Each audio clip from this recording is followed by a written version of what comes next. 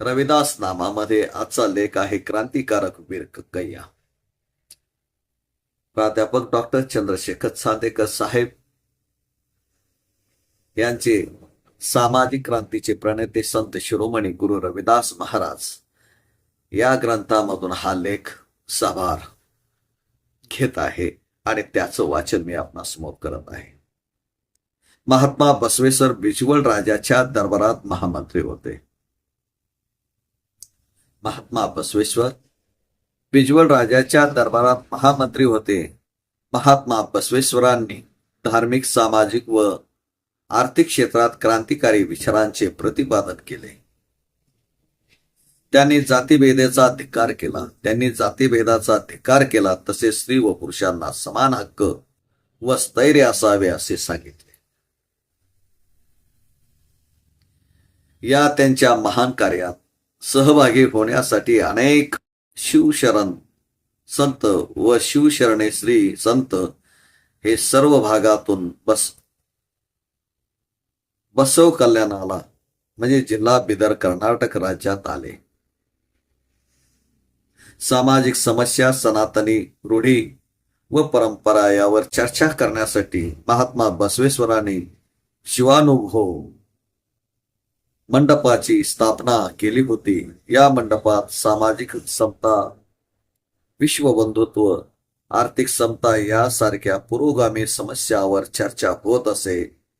अनेक जाती धर्माच्या लोकांना बसवेश्वरांनी एकत्रित आणून त्यांना रोटीबेटी व्यवहारास प्रवृत्त केले.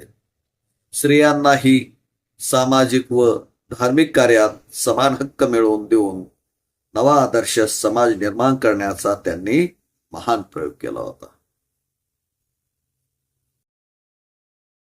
या पहिल्या पॅरेग्राफ मध्ये आपल्याला काही गोष्टी लक्षातच आल्या असेल की महात्मा बसवेश्वर ही एक व्यक्ती अशी होती. असा राजा होऊन गेला बिजवळ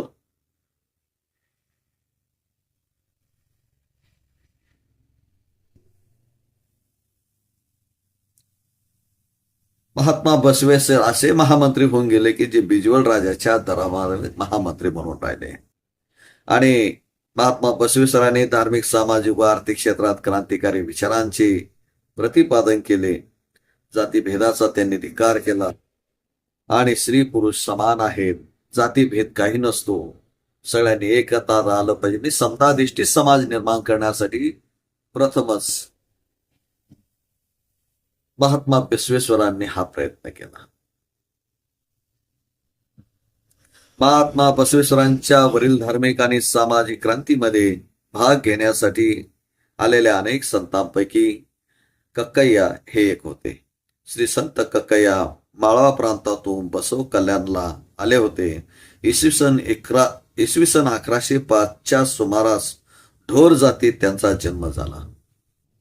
या ठिकाणी संत कक्कय्यांची माहिती देण्यात येत आहे आणि त्याचा लाभ सर्व समाज बंधूंनी म्हणजे चर्मकार समाजाने तो घेतला पाहिजे.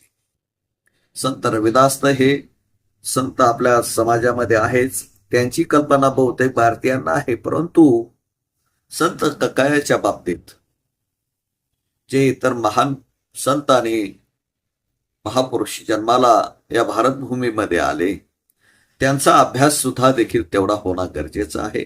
या दृष्टिकोनातून या लेखाचा प्रपंच मी या ठिकाणी करत आहे. इसवी सन 1105च्या सुमारास ढोर जातीत त्यांचा जन्म झाला. लहान वयापासूनच देवावर त्यांची निस्सीम भक्ती होती. आपल्या गावातील ग्रामदैवत मल्लिकार्जुन मंदिराला संत कक्कय्या दररोज माता पित्यासह दर्शनाला जात असे.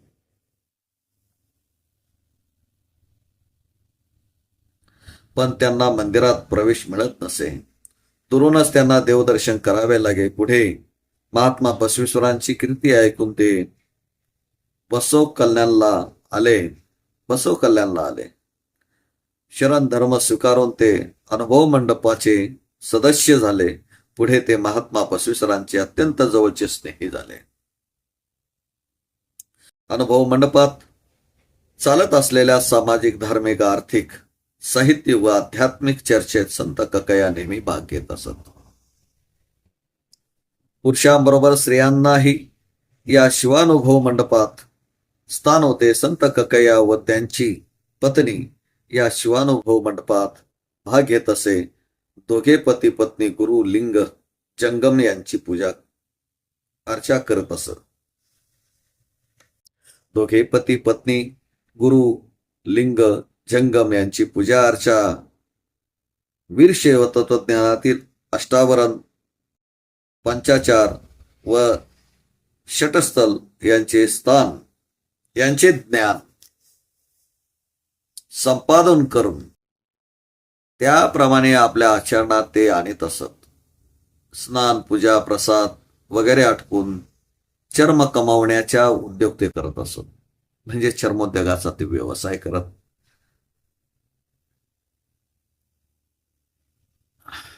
संत ककया आपल्या प्रत्येक वचनात अभिनव मल्लिकार्जुन आणि अभिनव छत्र मल्लिकार्जुन या शब्दांचा मुद्रा अंकित म्हणून वापर करीत.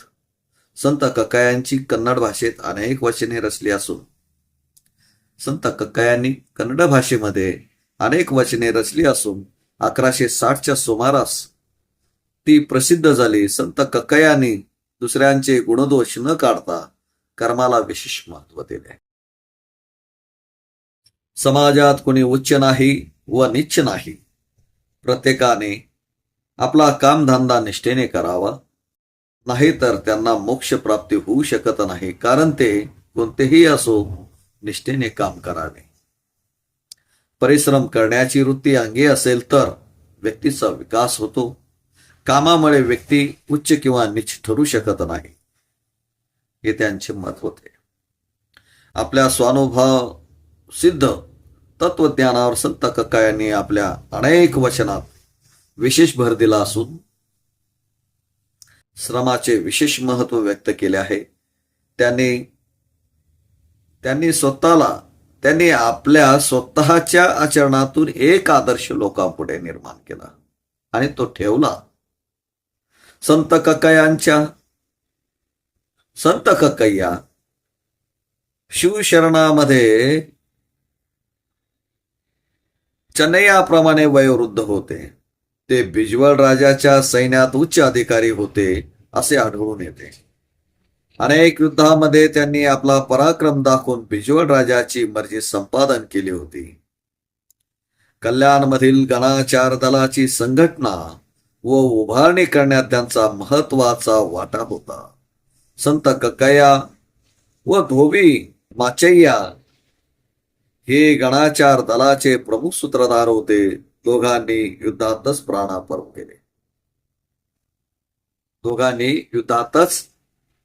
प्राणार्पण केले. म्हणजे त्यांना वीरगती प्राप्त झाली. संत ककयांचे जीवन पवित्र होते. त्यांचे चरित्र उज्ज्वल संत ककयांचे जीवन पवित्र होते. त्यांचे चरित्र उज्ज्वल होते. संत तुकारामाप्रमाणे व गुरु रविदासांप्रमाणे प्रपंच करून त्यांनी समाजकार्य साधले. साधी राजनी व उच्च विचारसरणी हे संत ककयांच्या जीवनाचे प्रमुख सूत्र दिसून येते. म्हणून शिवशरणात त्यांचे स्थान श्रेष्ठ ठरते. महाप्रसादी संत ककय्या म्हणून शिवशरणांनी त्यांच्याबद्दल गौरवोद्गार काढले आहेत. महाप्रसादी संत ककय्या म्हणून शिवशरणाने त्यांच्याबद्दल गौरवोद्गार काढले आहेत. शिवशरण संत हरळया व ब्राह्मण. शिवशरण संत हरळया व ब्राह्मण शिवशरण मधुवय्या यांच्या मुलांचे लिंगायत धर्म तत्वज्ञानाप्रमाणे लग्न लागले. शिवशरण संत हरळया व ब्राह्मण शिवशरण मधुवय्या यांच्या मुलांचे लिंगायत धर्म तत्वज्ञानाप्रमाणे लग्न झाले. या आंतरजातीय विवाहाला समाजातील उच्चभ्रू लोकांनी विरोध केला. तसेच त्यांनी बिजवळ राजाचे कान भरले. हा विवाह महात्मा बसवेश्वरांनी स्थापन केलेल्या शिवानुभव मंडपात सर्व शिवशरणांच्या उपस्थितीत मोठ्या थाटाने पार पाडला. ब्राह्मणांनी हा विवाह म्हणजे त्यांच्या धर्मावर आलेले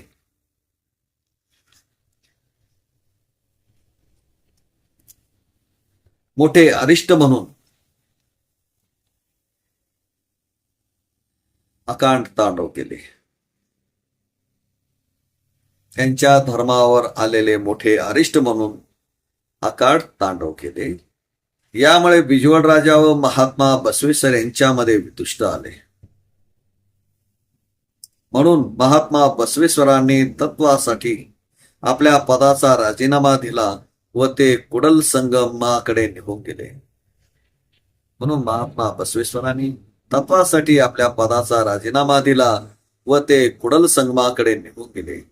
बसवेश्वरांनी कल्याण सोडताच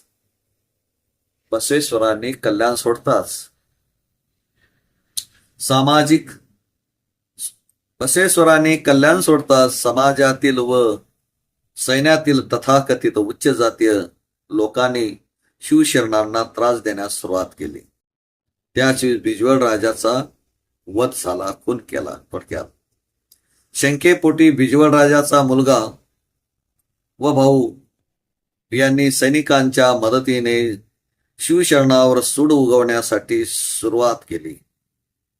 आपले प्राण व प्राणापेक्षा महत्वाचे शरण साहित्य वाचवण्यासाठी शिवशरण कल्याण नगर सोडून वळवीकडे निघाले. या शरण समूहात संत ककाया हे प्रमुख होते.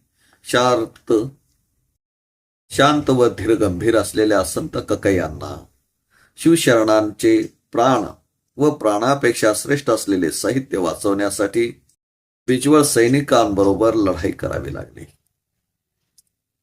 वळवीकडे निघालेला शिवशरणात बसवेश्वरांच्या भगिनी अक्क नागम्मा व भाचा चन्न बसवेश्वर, गंगाबिळा, मडिवाळ, माचीदेव, किन्नरी, बोम्मय्या व संत कक्काय इत्यादी होते. वळवीकडे निघालेल्या शिवशरणांना वाटेत बिजवळ सैन्याने गाठले. संत कक्कय्या सैन्यांबरोबर अनेक ठिकाणी मोठ्या शौर्याने लढले. शिवशरणांचे ते रक्षा कवच ठरले. संत कक्कायांनी आपल्या उतारवयात दाखवलेले धाडस व तत्वनिष्ठा पाहून त्यांच्या मनोधैर्याबद्दल कौतुक वाटते.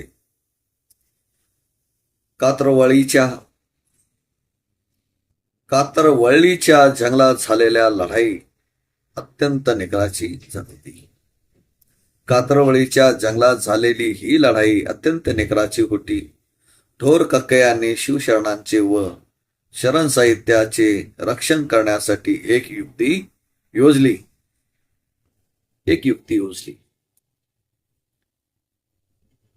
सैन्यांचे लक्ष दुसरीकडे वळवण्याकरता संत कक्कयांनी चन्न बसवेश्वर, अक्क नागम्मा, गंगा बिळा, किन्नरी, बोम्मय्या यांना उजवीकडे पाठवून दिले व स्वतः बोटावर मोजण्या एवढ्या